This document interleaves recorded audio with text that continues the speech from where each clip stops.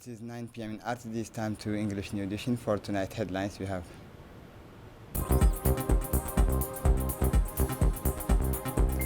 the meetings of the Conference of Committee Chairpersons at the National Assembly.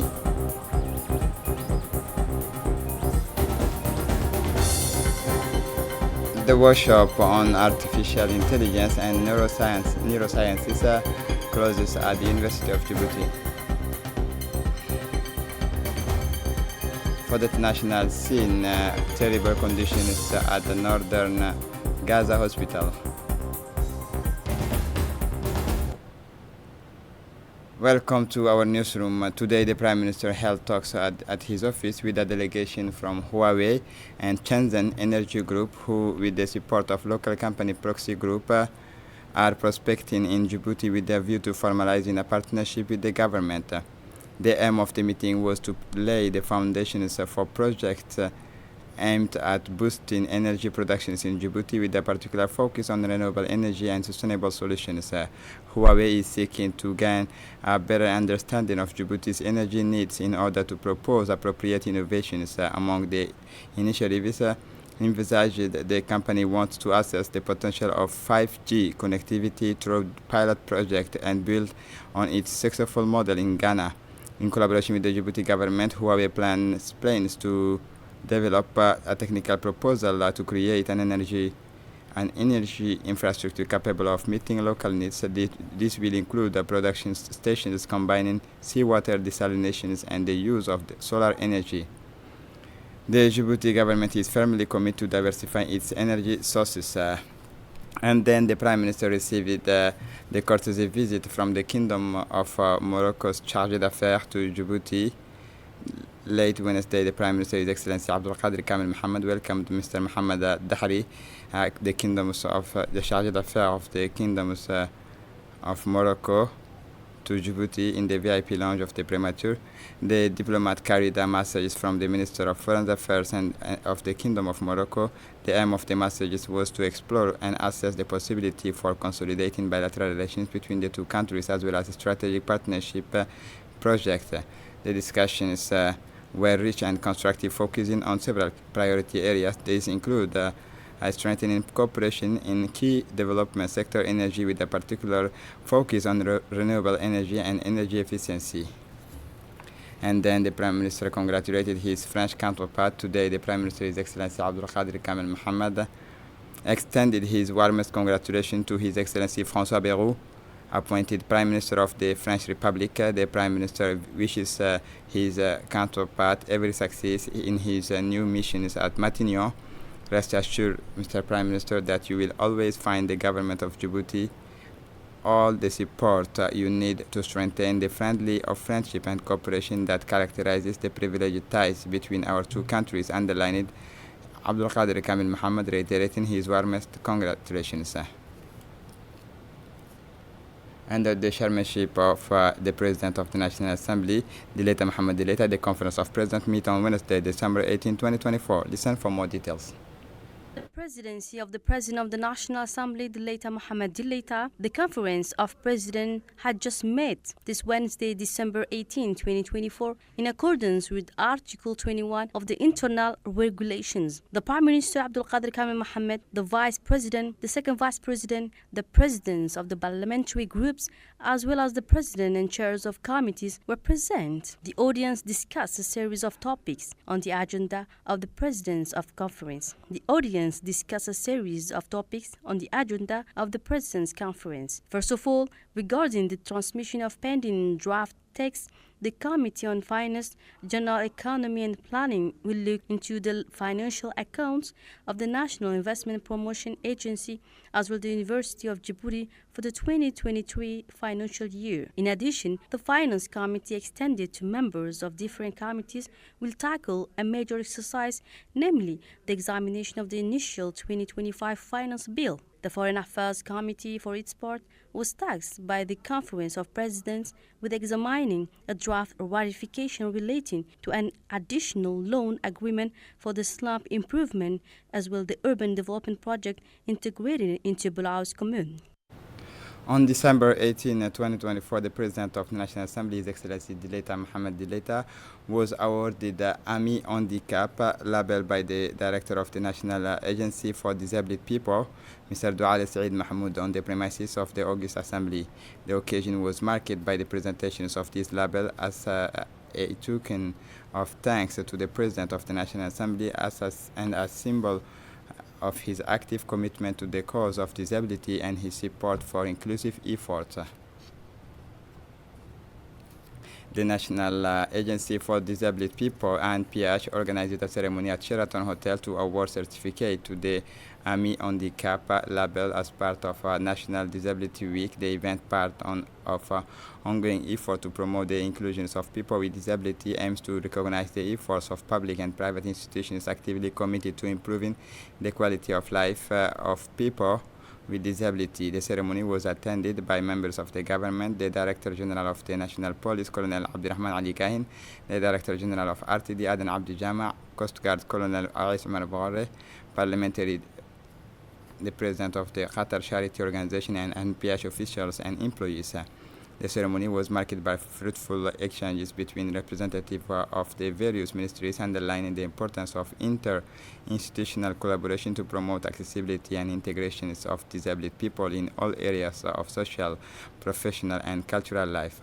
The ministries involved in this initiative were congratulated on their ongoing commitment to inclusion and disability awareness. The Ami Handicap label is awarded to entities that implement concrete actions to make their services and infrastructure accessible to people with disability, and PH reaffirms its commitment to pursuing its actions to promote a more inclusive society, encouraging all stakeholders to play an active part in this process. This initiative is a further step towards taking better account of the need of people with disability and building a fairer, more equitable environment. The ceremony closed with the presentations of award certificates.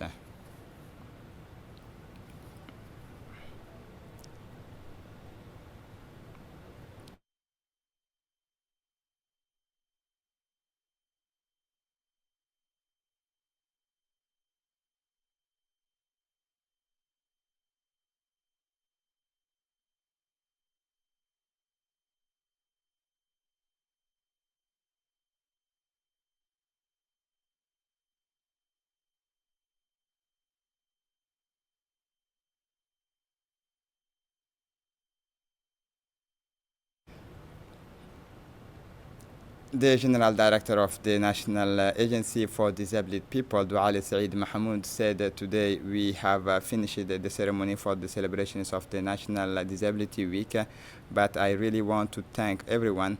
All the people here are those who worked hard to organize this event in honor of National Disability Week. The Gourmet Group of the National Police Forces, I am honored to present the Certificate of Disability-Friendly label to reward the efforts made. I would like to express my gratitude to all those who have worked with us in such a professional and dedicated manner. The Minister of Justice, Ali Hassan Bahdoun, received this morning in his office two important delegations. Firstly, the Minister of Justice, His Excellency Ali Hassan Bahdoun, today received a delegation from the World Bank Group made up of experts in private sector development in the presence of his close collaborator. Discussions focused on the reforms and implementation of leasing systems in Djibouti, an essential financing tool for small and medium-sized enterprises. The credit mechanism makes it possible to supply equipment to companies. It should be recalled that our countries have had legislations on leasing since 2018, which nevertheless requires a few adjustments for effective implementation. The Minister of Justice, His Excellency Ali Hassan Bahdoun, then received the UNDP resident representative, Emma Ngong Ano, to discuss the justice support project financed and implemented by the European Union and the UNDP. This project, which is coming to an end, has enabled the financing of programs such as organizations of mobile court hearing, the digitization and equipping of part of the criminal justice systems with the computer equipment. The parties discussed aspects of the new cooperation, including the elaboration of a development strategy for Djibouti's judicial system.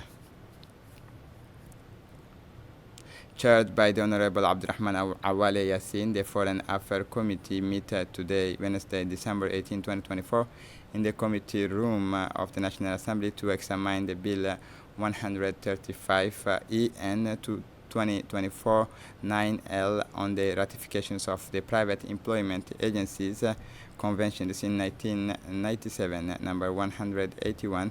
The government was represented by the Minister of Labor, by the MP Abdurrahman Awale Yassin. The Foreign Affairs Committee met today, Wednesday, December 18, 2024, in the committee room of the National Assembly to examine Bill number 135, ratifying the Convention on Private Employment Agencies 1997. The government was represented by the Minister of Labor, responsible for formalization and social protection, Omar Abdi Said, assisted by a collaborator from his department. The committee's discussion highlighted the need to ratify this convention, which complement and strengthen national legislation on the regulation of private employment agencies. As a result, our country will be among the first signatories of this convention, which increases the legal protection of workers to ensure the fundamental values of labor law. The workshop on artificial intelligence and neurosciences concluded at the University of Djibouti. The University of Djibouti today closed a workshop on artificial intelligence and neurosciences, a conference chaired by the Minister of Higher Education, Dr. Nabil Mohammed Ahmed, in the presence of the President of University, Dr. Jama Mohammed Hassan, the Minister of Health, Dr. Ahmed Robli Abdillah, Khadira Abdi Aden, PhD in neurosciences, and expert researchers and students from university. The conference also saw the participation of Khadira Abdi Aden, PhD in neurosciences, who presented recent studies on AI applications in neurosciences, demonstrating how algorithmic models can contribute to more accurate diagnosis and more effective treatments.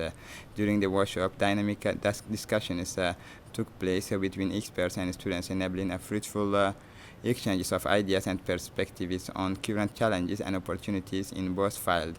The workshop strengthened the academic collaboration and promoted research initiatives that will benefit the scientific community and Djibouti society as a whole, and represent a significant step towards the development of innovation solutions that could transform lives, consolidating the University of Djibouti's positions as a leader in education and scientific research in the region. The Minister of Health, Dr. Ahmed Robli Abdillah, said it is a real pleasure for me to attend this morning's scientific meetings on neurosciences and its applications. In a way, it also touches on artificial intelligence, its opportunities and risks. Neurosciences is a field that I am somewhat less familiar with, as we have used it a little in my profession as a pediatrician. One of the applications of neurosciences does indeed involve children's neurosciences impacts health, education, and now, as the president of the university mentioned, also other areas. But what's important is that neurosciences is the studies of how the brain functions from an anatomical, biological, and physiological perspective. Dr.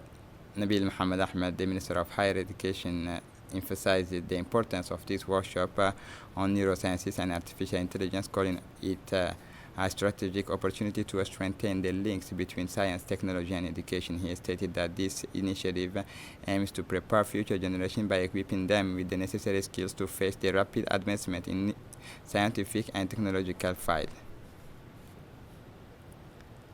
Today, December 18, the Minister of National Education, Vocational Training, and the Minister of Muslim Affairs and Endowment celebrated International Arabic Language Day, and on the sidelines concluded the second editions of the National Arabic Language Week activities organized from December 11 to 18, and which was dedicated to highlighting the presence of the Arabic languages and its culture in Djibouti, in addition to contributing to its development advancement.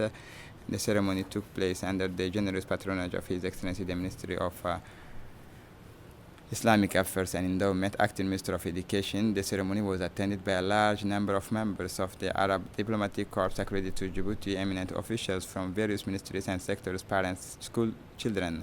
The ceremony opened with the verses from the Holy Quran and included welcome songs, entertainment segment, performances, and content on the importance of the Arabic language and its scientific, cultural, and civilizational studies. The ceremony was marked by a speech by the chairman of the organizing committee in which he outlined the progress of the National Arabic Language Week activities, the various activities that took place during the week, and thanked the various parties who contributed to the success of the National Arabic Language Week. These activities, the Dean of the Diplomatic Corps, the Ambassador of Yemen, also addressed the guests, expressing his delight at the occasions and his thanks to those responsible for the development of the Arabic language in Djibouti. In conclusion, the winning students of the various cultural and literary competitions were honored, as were the school that had distinguished themselves in the activities of the National Arabic Language Week, in addition to honoring a number of personalities who play a leading role in services of the Arabic languages and its culture in the Republic of Djibouti.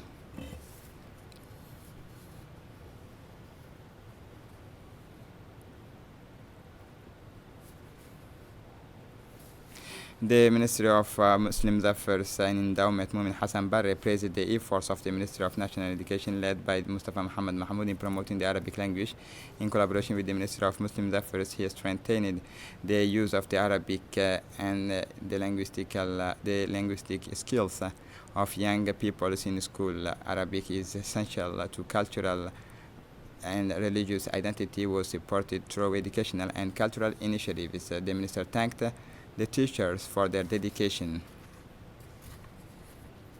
The International Symposium on the Evolutions and Perspectives of the Djiboutian Archives, Djibouti, December 18, 2024, the National Agency for the Promotion of Cultures has organized an international colloquium on the evolutions and perspectives of the Djiboutian Archives, which will take place from December 18 to 19, 2024 in the auditoriums of the National Archives. This year's theme is Evolutions and Perspectives of Djibouti Archives.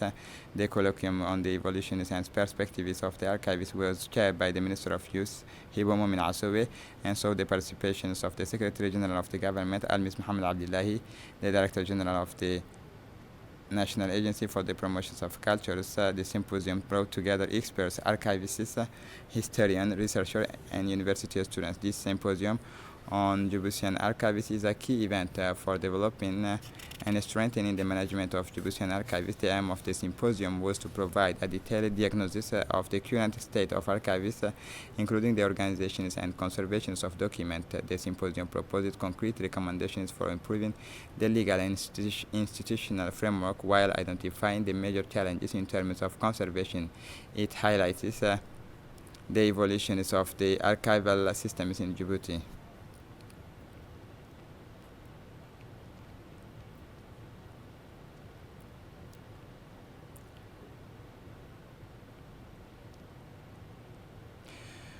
For his part, the Secretary General of the Government, Mr. Al-Mis Muhammad Abdullahi, indicated that the objectives of this conference were quite clear to us. First, to propose concrete recommendations for improving the legal and institutional framework. Then, it was essential to identify the main challenges related to archive conservation while highlighting the evolutions of the archival systems in Djibouti.